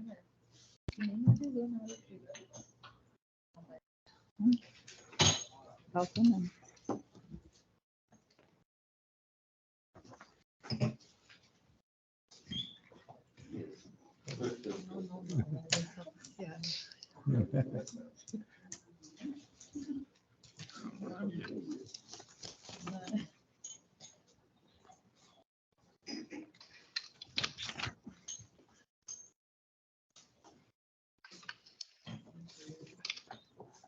Doutora Gisele, a senhora dispensaria a leitura do relatório? É o 020-1369, não é isso? 020-369. Correto, sim. E eu aqui não estou conhecendo do recurso, então Vossa Excelência vai dispensar também a sustentação. Sim, sim. Vou ler a caixa alta, como diria o desembargador Everardo. Ementa, direito processual civil, direito do consumidor, apelação civil. Ação declaratória de inexistência de débito com indenização por danos morais. Empréstimo consignado, cesseamento de defesa e inocorrência. Conjunto probatório suficiente para o julgamento da causa. Convencimento do magistrado. Regularidade da contratação comprovada. Contrato com assinatura eletrônica. Autenticação por biometria facial. Não ocorrência de danos materiais e morais. Recurso conhecido e improvido, sentença mantida. É como voto. Como vota de desembargador Paulo? Acompanho, Vossa Excelência. Desembargadora Fátima? Acompanho. Resultado. A Câmara, à unanimidade, conhece do recurso e nega-lhe provimento. Chamo a julgamento a apelação 6.192, apelação número 0050-751-86-2021-806-0171. Apelante Leonor Pereira Rolim Alves, apelado Banco Itaú Consignados S.A. A relatoria do desembargador Everardo, a doutora Gisele, é advogada pela parte apelada. Com a palavra, eminente relator. Bom dia, doutora Gisele. Bom dia, senhor. Seja muito bem-vinda novamente. Obrigada. Doutora Gisele, eu vou logo direto aqui. O resultado do julgado atende aos interesses do seu constituinte. O senhor dispensa a sustentação oral? Sim, excelência. Lendo aqui a caixa alta. Apelação civil, direito civil e processual civil. Consumidor. Ação declaratória de inexistência de débito acumulado com indenização por danos materiais e morais. Descontos no benefício da parte autora. Empréstimo consignado. Contratação comprovada. Parte autora nada manifestou sobre o contrato apresentado. Ausência de manifestação em réplica. Regularidade do negócio jurídico comprovada. Descontos devidos. Exercício regular do direito. Conduta lícita. Inexistência de obrigação civil. Danos material e moral não configurados. Recurso conhecido e não provido. É como voto, presidente. Eu acompanho Vossa Excelência. Desembargador Paulo. Também acompanho, presidente. Resultado. A Câmara, à unanimidade, conhece do recurso e nega-lhe provimento. Chamo agora o 6.195, apelação número 02004403-2023-8060029. Apelante José Genesi Ferreira, apelado Banco Itaú Consignado S.A. A relatoria do desembargador Everardo e a doutora Gisele está representando a parte apelada. Com a palavra o relator. Doutora Gisele, esse processo também segue a mesma sorte do anterior. A senhora dispensa a sustentação? Sim, excelência. Apelação civil, direito civil e processual civil consumidor. Ação declaratória de inexistência de débito acumulado com repetição de débito com pedido de condenação por danos morais. Desconto no benefício da parte autora. Empréstimo consignado. Contratação por meio eletrônico comprovada. Contrato válido e regular. Regularidade do negócio jurídico. Descontos devidos. Exercício regular do direito. Conduta lícita. Inexistência de obrigação civil, dano material e moral não configurado, sentença mantida, recurso conhecido e não provido. É como voto, presidente. Eu acompanho Vossa Excelência. Desembargador Paulo. Também acompanho, presidente. Resultado da Câmara. A unanimidade conhece do recurso e nega-lhe provimento. Vamos agora ao 6.154. Apelação 020-1156-72-2022-806-0051. Apelante Antônio Martins de Oliveira. Apelado. Banco Itaú Consignado S.A. A relatoria da desembargadora Fátima Loureira e a doutora Gisele Dantas está escrita pela parte apelada. Com a palavra, eminente relatora. Pois não, senhor presidente. Doutora Gisele, a senhora dispensa a leitura do relatório? Sim, excelência. Aqui, igualmente como o julgado anterior, o seu cliente é favorável ao seu cliente, o seu constituinte, o julgado. Dispensa, então, a sustentação oral. Sim, excelência. Faço, então, a leitura. Vou fazer só do caixa alta, porque é simples e está bem claro. Apelação cível, empréstimo consignado, insurgência do autor, contrato firmado com pessoa analfabeta, observância aos requisitos do artigo 595 do Código Civil, falha na prestação do serviço não caracterizada, desconto devido, dano moral não configurado, recurso conhecido e improvido, sentença inalterada. É o voto, senhor presidente, eminentes pares. Ok. Desembargador... aqui é da desembargadora Fátima. Desembargador Paulo Ayrton? Acompanha a relatora. Desembargador Everardo? Ei. Não, sou eu e você. Gente. Sou eu e Vossa Excelência. Não, aqui botaram Paulo Ayrton e Everardo, né? Tenho que votar na desembargadora Fátima mesmo. Tá aqui, ó. Peraí, qual é? É o 61154. Não, mas é normal, desembargador. Então, no caso, Não, mas tá certo. Tá certo. Faz Paulo Everardo, tá certo. Paulo Ayrton, seria ela, eu, na verdade, eu. Tá errado. Tá Não é errado assim? aqui. A relatora, não é ela? Sim, não é assim, não? Desembargador Everardo e senhor. Desembargador Eu Everardo. acompanho integralmente a Eu relatora. também acompanho também. O sistema tá certo. A Câmara, a unanimidade, conhece do recurso e nega-lhe provimento. Obrigada, excelência do motivo. Boa sessão. Agora vamos ao 616, apelação número 0138-455-36-2019-806-001. Apelante, Ana Cristina Estevão Nascimento dos Anjos. Apelado, Euzemi Machado Guimarães Filho. Apelado, Hortos, Assistência Odontológica Limitada. Relatoria da desembargadora Fátima e a doutora Amanda Carla está escrita para sustentação oral pelos apelados. Com a palavra, eminente relatora. Pois não, senhor presidente. Bom dia, doutora Amanda. Bom dia, excelência. A senhora dispensa a leitura do relatório? Dispensa, excelência. Então, a senhora está com a palavra para, no prazo regulamentar, apresentar a sua sustentação oral.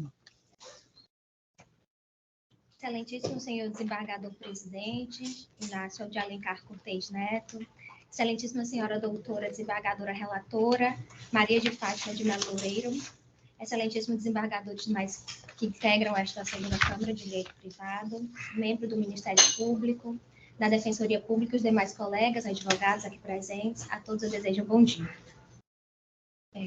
Senhores, se trata aqui de uma apelação que tem por fim alcançar, né, a parte autora, apelante, tem por objetivo alcançar a majoração dos valores fixados a título de danos morais e estéticos. E eu, enquanto advogada da parte apelada, venho aqui defender a manutenção da sentença nos seus exatos termos. E agora, antes de iniciar a exposição pelas razões pelas quais julgo que deve ser a sentença mantida integralmente, faço uma breve exposição dos fatos, apenas como um introito, uma introdução de fato. Então, se trata de uma ação de indenização, na qual a parte autora argumenta que, tendo sido acometida por um problema odontológico, recorreu à clínica recorrida e também foi atendida diretamente pelo apelado, o senhor Euzemi, quando foi diagnosticada com dente incluso. Foi orientada a um dado tratamento, a tracionamento, e em razão desse tracionamento, alega que sofreu danos e então ingressou com a presente ação a fim de ser ressarcida por esses danos, estes de natureza materiais, morais e estéticos. Em contestação e ao longo de todo o processo, meus clientes negaram veementemente terem sido os autores, né, desse tratamento que alega-se ser o causador dos danos. Entretanto, não tendo conseguido comprovar não autoria do tratamento, a sentença veio condenatória, danos materiais a serem liquidados e danos morais e estéticos na monta conjunta de R$6.000. Contudo, passando-se agora aos argumentos, ao destaque dos argumentos pelos quais a sentença deve ser integralmente mantida, tem-se o quê? Para se auferir e computar, quantificar os danos morais e estéticos, o ordenamento pede o quê? Que seja auferido pelo juízo os danos, o caráter compensatório, punitivo e preventivo dos danos morais e estéticos. Considerando isso, analisando os autos, se vê que o juízo de primeira instância atendeu a todos esses critérios, ainda de modo razoável, proporcional e evitando o enriquecimento sem causa. Isso porque, naquilo que toca ao caráter punitivo, tem-se o quê? Quanto maior a gravidade do erro, maior também deve ser a punição. Neste caso, o erro que foi imposto, mas que não é reconhecido pelos apelados, não tem uma gravidade máxima. Então, consequentemente, a punição não deve ser em seu patamar máximo, como aquilo que é pretendido pela parte adversa, né? O diagnóstico foi acertado, de fato, a parte estava cometida por dente incluso, o tratamento orientado é um tratamento próprio para esse tipo de moléstia, né? Só que o caso tinha algumas especificidades, era um caso bem raro, então por isso acabou-se tendo uma divergência sobre se era ou não, de fato, o melhor tratamento aquele que foi realizado.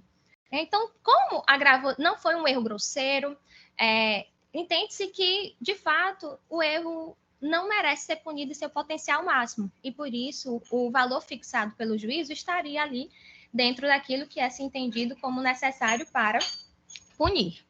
No tocante ao preventivo, o que é que nós temos? Nós temos um odontólogo que há mais de 15 anos exerce sua profissão e que durante todo o seu ofício a única ação enfrentada foi esta. Então, há mais de 15 anos ele vem praticando a odontologia e nunca sofreu nenhuma acusação de prática de atos de erros ou de qualquer equívoco, né, durante a sua conduta, durante o seu ofício. Então, o que se tem não tem o que se prevenir, não tem necessidade de se impor uma condenação numa gravidade maior, considerando que ele não é dado à reiteração dessa prática, que aqui se está penalizando. E no tocante à compensação, tem-se o quê? Que a compensação atingiu o seu objetivo.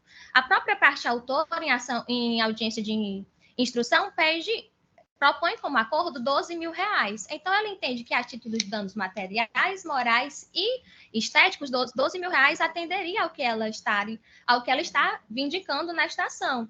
E a condenação atual atende a esses parâmetros, já que os danos materiais superam os R$7.000 e os danos estéticos e morais em R$6.000, somados aos danos materiais, atingem a monta pretendida pela parte autora.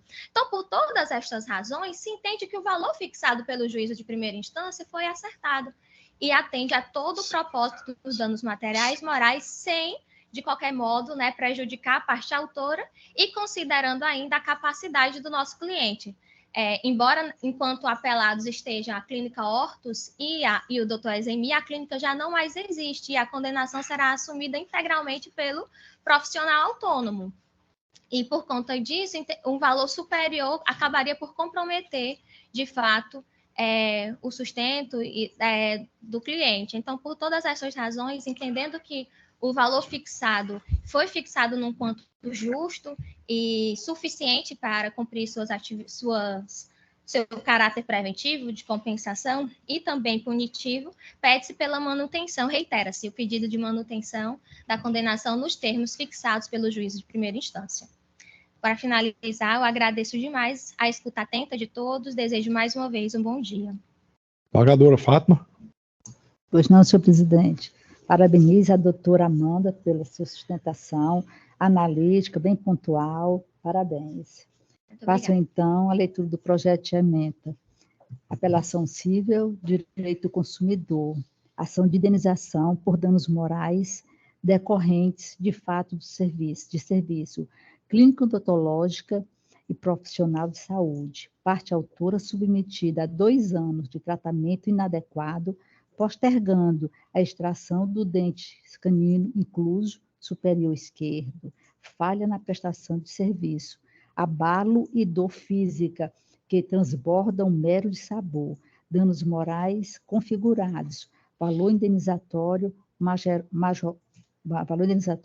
majoração no quanto, condição clínica agravada pela conduta ilícita, necessidade de adequação aos critérios do arbitramento, apelação conhecida e parcialmente provida.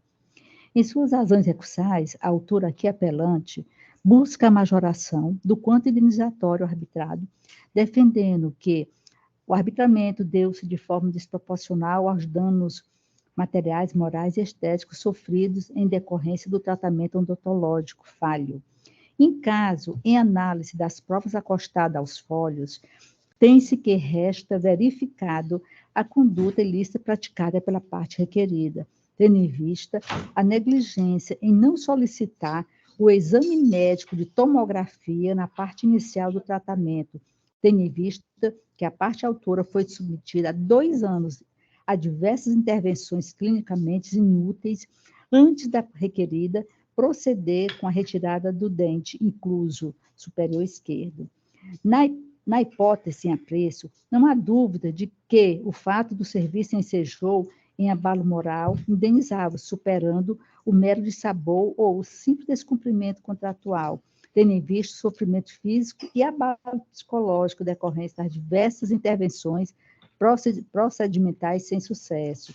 É disso que a indenização por dano extrapatrimonial não pode servir como fonte de enriquecimento da indenizada, nem consubstanciar incentivo à reincidência do responsável pela prática do ato ilícito, razão pela qual acolhe o pleito recursal de majoração do valor indenizatório, fixando-o em R$ 8.000, que se mostra mais condizente para superar o dano sofrido pela autora, sem configurar enriquecimento sem causa, mas capaz de punir os ofensores. Recurso conhecido e parcialmente provido, sentença reformada tão somente para o fim de readequar o valor dos danos morais.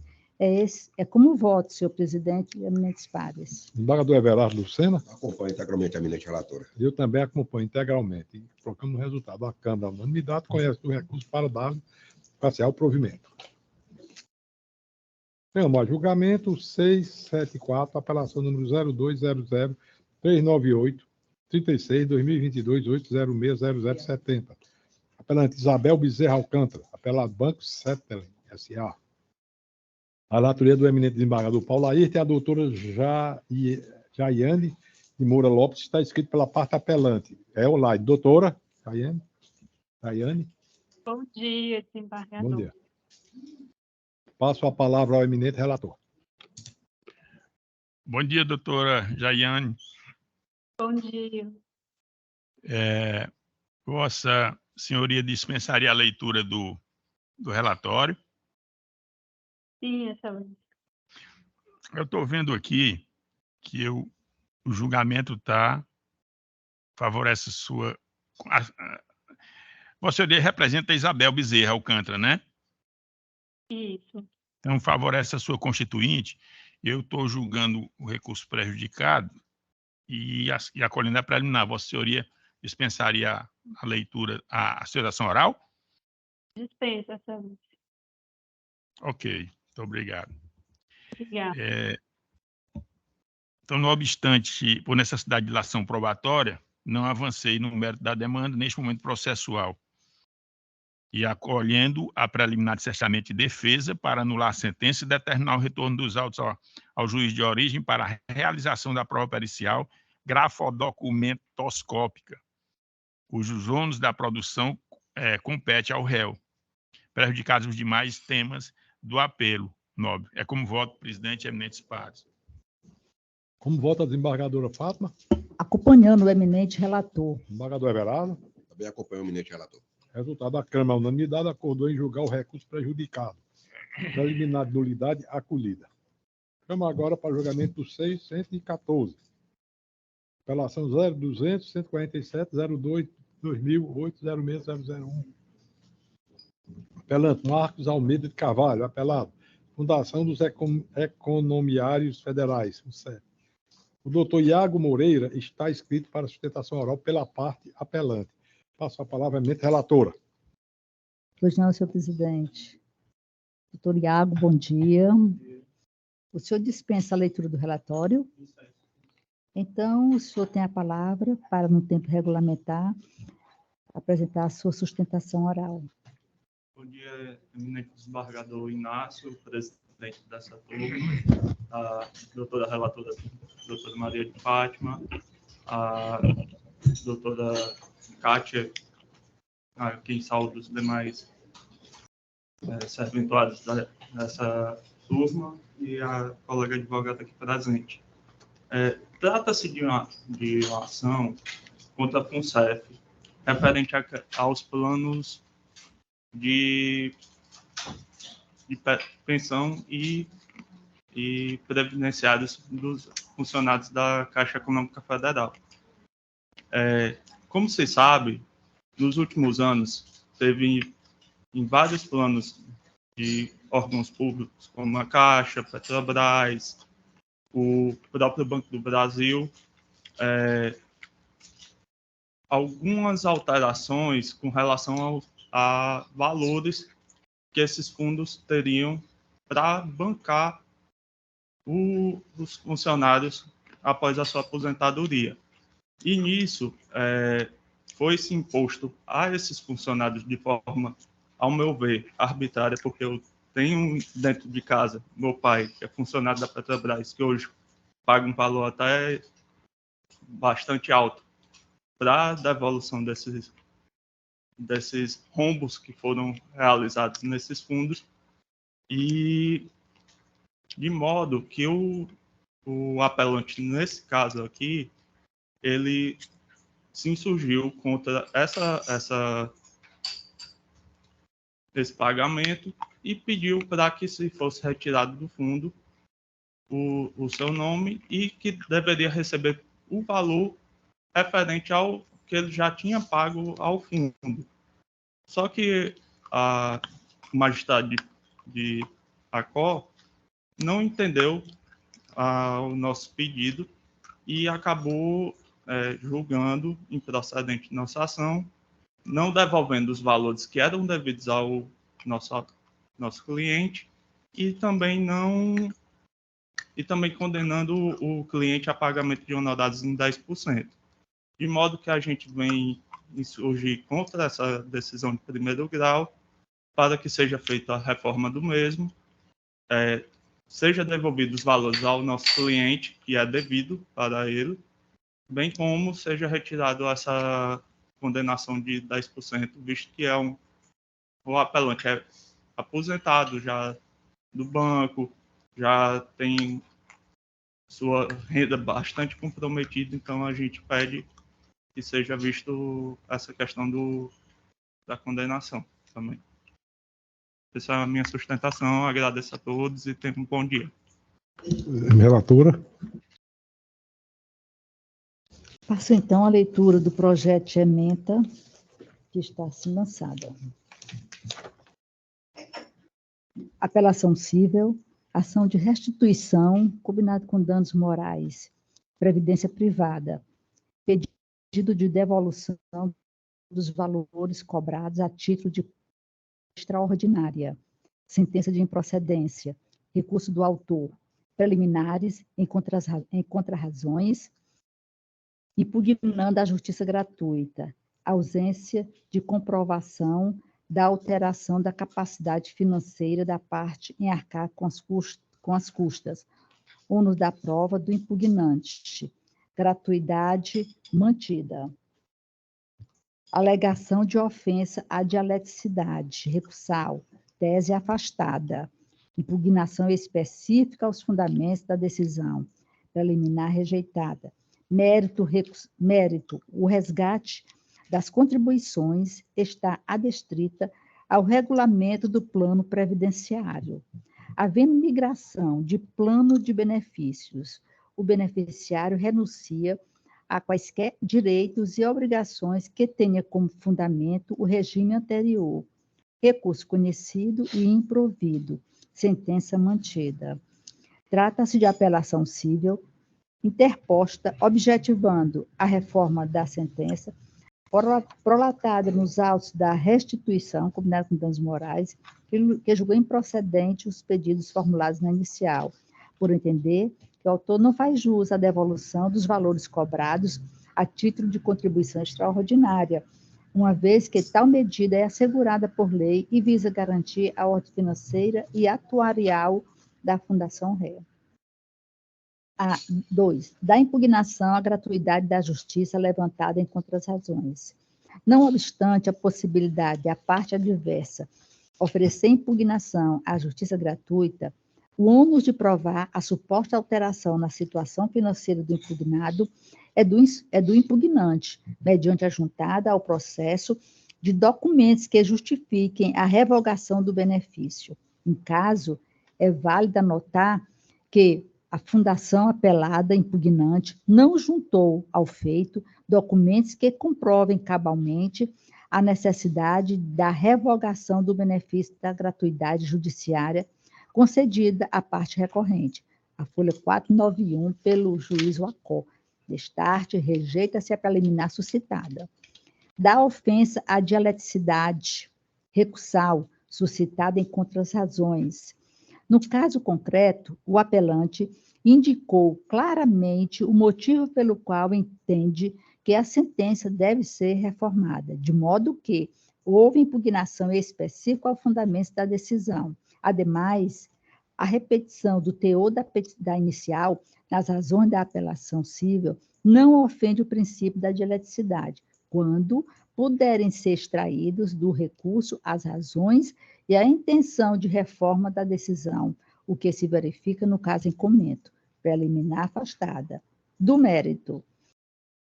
Os descontos apresentados e reivindicados na inicial tratam-se de contribuições extraordinárias para o equilíbrio das contas da Fundação Ré entre os anos 2014 a 2016, folha 1445. Nesse sentido, a resolução CGPC número 6/2003, no seu artigo 24, preceitua que o resgate não será permitido caso o participante já tenha preenchido os requisitos de elegibilidade ao benefício pleno, inclusive sob a forma antecipada, de acordo com o regulamento do plano de benefícios. Em caso, devolver valores pagos pelo autor, estando o requerente aposentado há mais de 25 anos, folhas 165, 168, e nessa condição, percebe seu benefício de complementação de aposentadoria junto à FUSEF, certamente criaria um desequilíbrio contábil a ser suportado por outros, além de gerar enriquecimento ilícito para o autor. Ademais, há notícias nos autos que, em março de 2002, frente à possibilidade ofertada pela Fundação, o suplicante optou pela migração para o plano de benefício denominado REB, com todas as vantagens decorrentes da migração, renunciando a quaisquer direitos e obrigações que tenha como fundamento o regime anterior. Nesse sentido, uma vez que a parte demandada não cometeu ilícito, tampouco realizou a ação que viesse a atingir os direitos de personalidade do promovente ou a sua dignidade, não há que se falar em obrigação a ser cumprida na presente ação e nem indenização por danos morais. Apelação civil conhecida, improvida, sentença preservada. É o voto, senhor presidente, eminentes pares. Como eu, desembargador Everardo, eu também acompanho integralmente. Resultado, a Câmara, a unanimidade, conhece do recurso e nega-lhe provimento. Eliminar impugnação a gratuidade de justiça e de ofensa à dialeticidade recursal rejeitada. Ok, agradeço a todos. Tenham um bom dia, bom trabalho. Chamo a julgamento agora o 6.70, apelação 0851-281, 29/2014, 806-001. Empresa São Paulo Limitada, apelada, Antônia Vanderly Benevido da Silva. da reitoria do eminente desembargador Paulo Ayrton, a doutora Tatiana Façanha está inscrita para a sustentação oral. A palavra é eminente relator. Bom dia, doutora Tatiana. Bom dia. A senhora dispensaria a leitura do relatório. Dispensada, excelência. A senhora representa a senhora Antônia, né? Não, representa a empresa São Paulo LTDA, que é a recorrente. Então, você tem o prazo regulamentar para fazer a sustentação. Perdão, não lhe ouvi, excelência. Vossa Excelência tem no prazo regulamentar para fazer a sustentação. Fique à vontade. Inicialmente, eu gostaria de saudar ao membro do Ministério Público, membro da Defensoria, eminentes desembargadores que se encontram aqui presentes, bem como demais colegas que se encontram no formato virtual e bem como os servidores aqui presentes.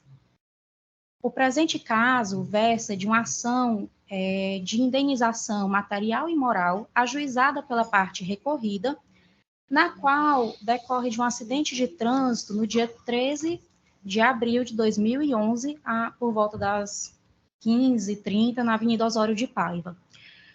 No presente feito, a sentença entendeu que o dano material já se encontrava indenizado, bem como que deveria ser fixado o dano moral em R$20 mil para a parte apelada. No presente caso, embora seja lamentável o que ocorreu com a parte recorrida, é necessário apontar algumas inconsistências que constam ao longo do processo, principalmente dentre elas, que foi indicado pela parte recorrida, que ela permaneceu 3 meses de cama, impossibilitada de vir a laborar, sendo que ao longo do processo ela apenas comprovou um atestado de 15 dias de incapacidade. Além disso, ao longo do processo, ela também apresenta que o seu sustento era realizado em casa, mediante confecção com costureiras parceiras que faziam o serviço. Sendo necessário pontuar que para que houvesse a configuração da incapacidade superior a 30 dias, era necessário que ela retornasse ao local do exame do laudo pericial, para que atestasse realmente que a capacidade seria superior àquele período. Todavia, a própria recorrida dispensou a referida prova, já que em nenhum momento ela comprovou ter retornado ao local para finalizar a perícia do ocorrido. Por oportuno, nas folhas 73, a empresa apresentou comprovação de que o veículo envolvido no acidente passou por revista 2 meses antes, no dia 8 de fevereiro de 2011, vindo a ser inspecionado e estava completamente capacitado para transitar nas vias da cidade. Ou seja, a empresa recorrente usou de todos os seus esforços de manutenções preventivas para realmente que o veículo pudesse transitar de forma segura. Todavia, de uma forma que ela não tinha como prever, ocorreu a fragmentação da barra da direção. Ora, se a empresa fez todo o possível fazendo manutenções regulares, inclusive 2 meses antes, não havia como ela realmente prever que ocorreria esse infortúnio e acarretaria no acidente. Além disso, é necessário destacar que, ao longo do processo, a parte autora meramente comprovou que a lesão dela não foi incapacitante, tendo em vista que foi um atestado de meros 15 dias para que ela pudesse retornar. E essa Câmara, ao julgar um processo em abril desse ano, de número 0049365-69-2017, 806-71, no qual a vítima do acidente resultou em lesões graves que foram realmente incapacitantes, fixou o dano moral de R$30 mil. Inclusive, hoje mais cedo, ao julgar o 10º caso, o processo número 000259452-2017, 806-0199, foi verificado que a vítima sofreu lesões incapacitantes e quase veio a falecer. E nessa multa, nesse caso, foi fixado dano moral de R$30 mil. Ou seja, se formos só pesar em 2 casos que houve uma incapacidade considerável e outra veio quase a falecer, com um dano moral de R$30 mil, e nesse caso que acarretou numa mera incapacidade que não foi definitiva por 15 dias, o dano moral de R$20 mil se mostra extremamente excessivo. E por isso, a requisição para o dano moral seria realmente a sua exclusão, dada a questão da empresa não ter concorrido na efetiva culpa, no infortúnio da peça que veio a quebrar, mesmo diante mesmo diante das fiscalizações e manutenções constantes, ou a de argumentando que seja minorado. Além disso, ao longo do processo, foi verificado algumas informações que necessitavam de esclarecimentos, principalmente referente ao dano material, tendo em vista que na sentença foi indicado que a autora, a recorrida, não comprovou quanto vinha a oferir mensalmente, que inclusive ela recebia Bolsa Família, ou seja, um valor mensal de R$ 1.500 não condiz com uma pessoa que em situação de pobreza vem receber subsídio do governo. Com isso, como ela recebeu uma indenização de R$ 3.500, foi realmente ao posto embargo de declaração, visando esclarecimento sobre esse ponto, já que o valor de R$ 3.500 para uma incapacidade de 15 dias figurava extremamente excessivo e merecia um sopesamento até no valor que vai ser reposto a ela a caráter de dano moral. Todavia, o magistrado entendeu que o recurso se tratava de protelatório e, por isso, imputou a multa de 2%.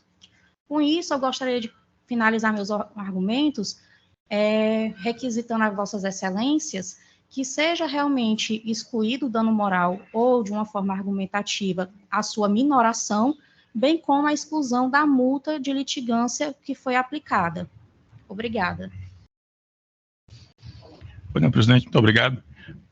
Presidente, antes de passar o voto, eu gostaria de fazer uma observação, até para depois não ter nenhum questionamento de nulidade.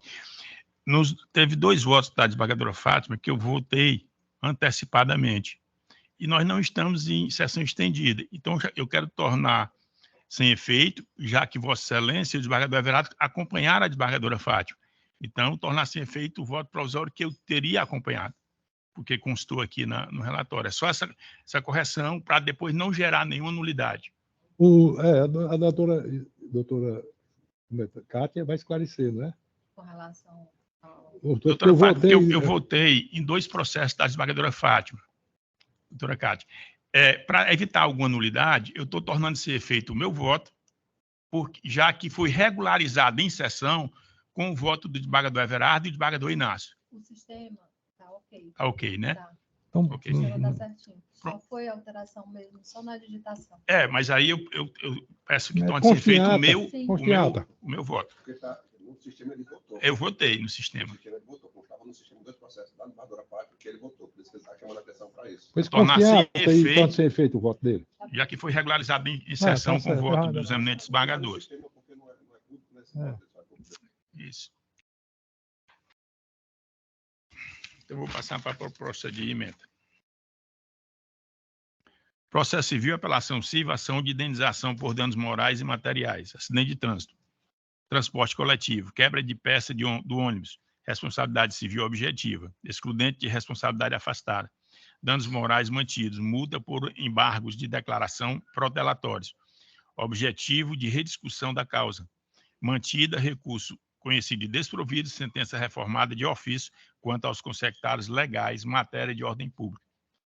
Primeiro, sim, se há controvérsia a respeito da existência dos pressupostos da responsabilidade civil da empresa apelante e da comprovação dos danos sofridos pela autora, além da impugnação da multa aplicada pela interposição de embargos protelatórios. 2, saliento a princípio que aplicam-se à espécie as normas consumeristas, uma vez que a empresa apelante ocupa a posição de fornecedora de serviço, enquanto a requerente figura na condição de consumidora, conforme teor dos artigos 2º, 3º do Código de Defesa do Consumidor. 3, na espécie sustenta a apelante que não há que se falar em responsabilidade civil, posto que o acidente configura caso fortuito, já que o evento se deu pela fragmentação da barra de direção. Todavia, o fortuito capaz de afastar a responsabilidade e, consequentemente, o dever de indenizar é o fortuito externo, imprevisível e alheio aos riscos do negócio. 4.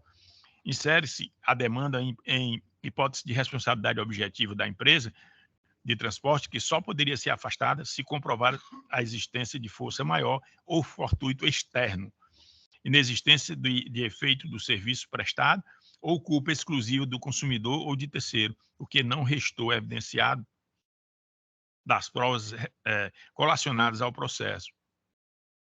5º, a quebra de peça de ônibus que deu ensejo ao acidente não se configura como fortuito externo, que seria aquele decorrente de fato imprevisível e alheio aos riscos da atividade da empresa, razão por que não merece reforma o desejo atacado. 6. Em causa, cuida-se de dano moral e in re ipsa, posto que, em razão do acidente, a parte foi submetida a um contexto que extrapola o mero aborrecimento, tendo demonstrado o dano e o nexo causal, enquanto a parte adversa não logrou êxito em demonstrar qualquer fato apto a afastar tal presunção. 7. Salienta a impossibilidade de desconto do valor pago a título de seguro obrigatório dos danos morais impostos, nos termos do entendimento predominante sobre o assunto, segundo o qual a dedução do seguro DPVAT será realizada sobre os valores cobertos pelo seguro, como morte e invalidez, não abrangidos os danos morais, súmula 246 do STJ. 8. No tocante à impugnação à multa imposta quando da análise dos aclaratórios, sob pretexto de não analisados pelo magistrado, todos os argumentos apresentados pela empresa de transporte e pretensão de dedução do valor recebido a título de seguro obrigatório, igualmente não merece reproche à sentença posta, tendo em vista que a fixação de seu se deu conforme o artigo 1026, parágrafo 2º do CPC, e, de fato, os embargos não se referem a vícios de omissão, obscuridade ou contradição, mas sim voltam-se à reanálise do mérito. 9. Uma vez devidamente fundamentada a decisão do juízo de origem, consoante as provas constantes dos autos e em consonância com o entendimento praticado por este egrégio tribunal, estabelecidos os danos morais com base nos princípios da proporcionalidade e razoabilidade, convém manter a decisão vergastada. 10.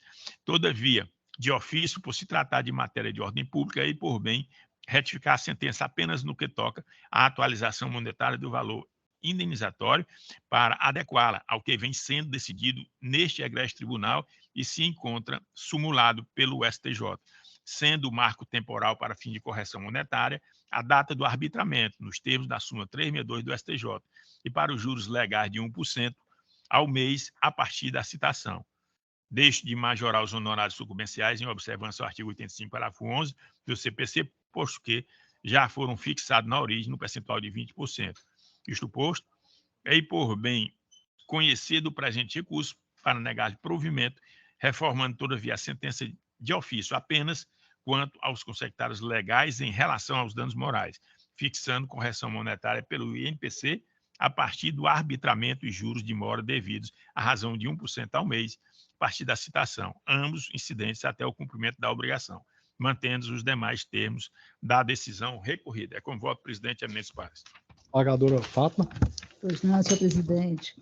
Só para aqui fazer um registro de que esses casos de acidentes, de indenização por danos morais, eles não se pode comparar um processo julgado por mim e outro pelo desembargador Paulo Ayrton, que cada um tem suas características, tem suas particularidades, de forma que eu posso ter fixado em 50 mil um dano moral e o desembargador Paulo Ayrton, dentro do seu contexto processual, pode, embora tenha alguma semelhança, mas tem suas peculiaridades que será avaliado pelo julgador. E de forma que, nesse momento, eu acompanho o eminente relator, parabenizando pelo bem lançado voto. O presidente, só com relação a que a desembargadora Fátima citou, eu acabei de ler o livro do Daniel Amorim, Teoria Geral dos Recursos, e ele fala exatamente isso com relação aos precedentes. E ele pegou todos os precedentes de todos os ministros supremos e foi avaliar. eles têm que se fazer uma leitura do precedente para ver exatamente o caso concreto. Desembargador Everardo?